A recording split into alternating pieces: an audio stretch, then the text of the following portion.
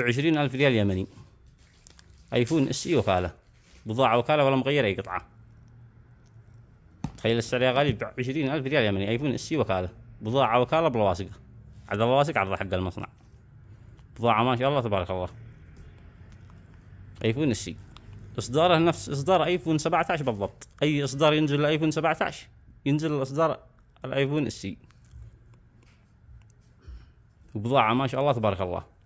ذاكرة 64، بطارية الثمانينات والتسعينات، الأجهزة متخطية اي كلاود فقط، كل شيء شغال ما عدا الاتصال ما يشتغل. بضاعة ما شاء الله تبارك الله، الكمية محدودة جدا، ب20,000 ريال يمني. وكاميرا حاجة ما يحتاج، ما شاء الله تبارك الله.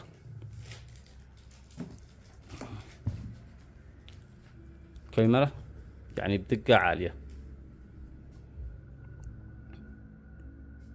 ما شاء الله تبارك الله، حاجة ما يحتاج.